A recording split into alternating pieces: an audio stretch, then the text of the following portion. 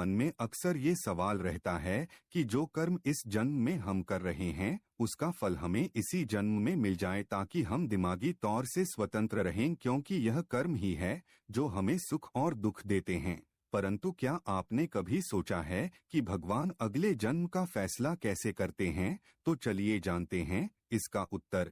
हिंदू धर्म के अनुसार मनुष्य की मौजूदा जिंदगी न केवल उसके द्वारा किए जा रहे हैं कर्मों के आधार पर बनती है, बल्कि उसके पिछले जन्म में किए गए अच्छे और बुरे कर्मों का भी योगदान इसी जन्म में होता है। जिसका अर्थ है कि यदि हम अच्छे कर्म कर रहे हैं तो उसका फल भी हमें अच्छा ही मिलेगा, और वहीं अगर बुरे कर्म कर रहे हैं तो उसके स्वरूप दंड भी इसी जन्म में मिल जाता है। जैसा कि हम सभी जानते हैं कि जिस भी जीव ने इस पृथ्वी पर जन्म लिया है उसे एक ना एक दिन मरना ही पड़ेगा। ऐसे में मनुष्य जीवित रहते हुए जो कर्म करते हैं वही कर्म मृत्यु के बाद उनके साथ जाते हैं। ऐसे में गरुड़ पुराण की माने तो मनुष्य के कर्मों के हिसाब से ही उन्हें उनका अगला जन्म मिलता है। नियति ऐसी है कि हमें अपने कर्मों का परिणाम हर जन्म में भोगना ही पड़ेगा।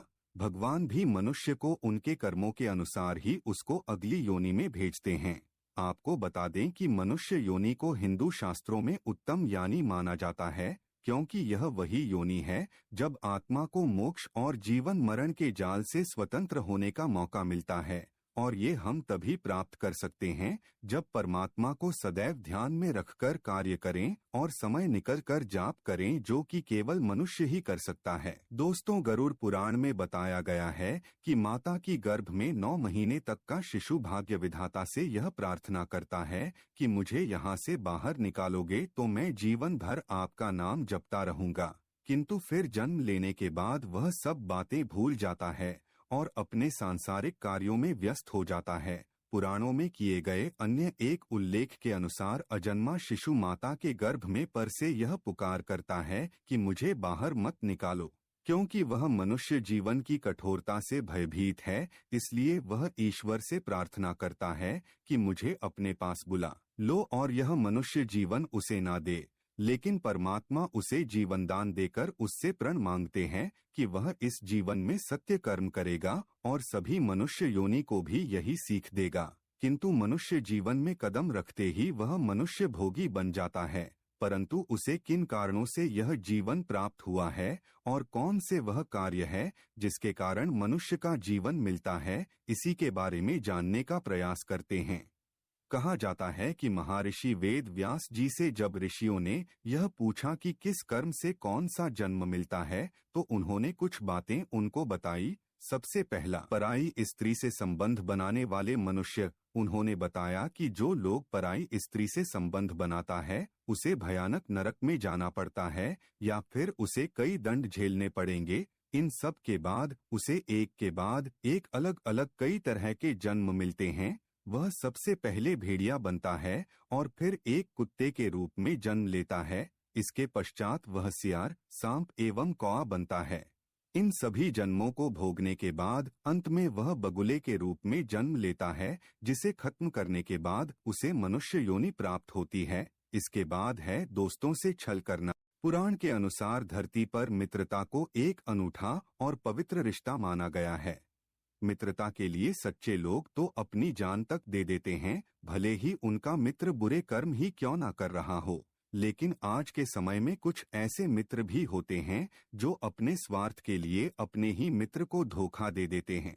इस प्रकार के मनुष्य के लिए पुराण में बताया गया है कि जब कोई व्यक्ति अपने सच्चे मित्र के साथ धोखा एवं छल कपट करता है तो उसे मरने के बाद पहले तो नरक में जाना पड़ता है, उसके बाद अगला जन्म एक गिद्ध योनि में होता है। अगला है धर्म का अपमान करना। गरुड़ पुराण में धर्म का अपमान करने वाले लोगों को घोर पापी कहा गया है। मित्रों, जीवित रहते हुए कुछ लोग अपने धर्म का सम्मान नहीं करते और दूसरे जो अपने धर्म का सम्मान करते हैं उन्हें ढोंगी बताते हैं। ऐसे लोगों को मृत्यु के पश्चात नरक में सजा दी जाती है, साथ ही उनका अगला जन्म कुत्ते के रूप में होता है। नेक्स्ट है अन्नदान ना करना। यह तो हमें पता है कि अन्नदान हिंदू धर्म में सबसे बड़ा दान माना गया है। जो मनुष्य अन्नदान करता है वह मृत्यु के बाद स्वर्ग में जाता है। इसके विपरीत जिनके पास अन्न की भरमार है और जो अन्न की चोरी करके लाभ कमाते हैं, गरुड़ पुराण के अनुसार ऐसे लोगों का अगला जन्म छछूंदर या फिर चूहे के रूप में होता है। इसके बाद आता है किन्नर के साथ गलत व्यवहार। यदि आपके घर के द्वार पर कोई किन्नर आता है तो उसे कुछ ना कुछ दान देकर ही विदा करना चाहिए, लेकिन वहीं कुछ लोग ऐसे भी होते हैं जो किन्नरों का उपहास उड़ाते हैं, साथ ही उन्हें बुरी दृष्टि से देखते हैं। शास्त्रों के अनुसार ऐसे लोगों का अगला जन्म एक किन्नर योनि में ही होता है और ऐसा ही अपमान उनको भी सहना पड़ता है। नेक्स्ट है सोने की चोरी करने वाला मनुष्य। महर्षि व्यास बताते हैं कि यदि आप स्वर्ण की चोरी करते हैं तो उस व्यक्ति को कीड़े मकोड़े के रूप में अगला जन्म मिलता है। साथ ही जो चांदी के सामान की चोरी करता है वह एक कबूतर बनता है।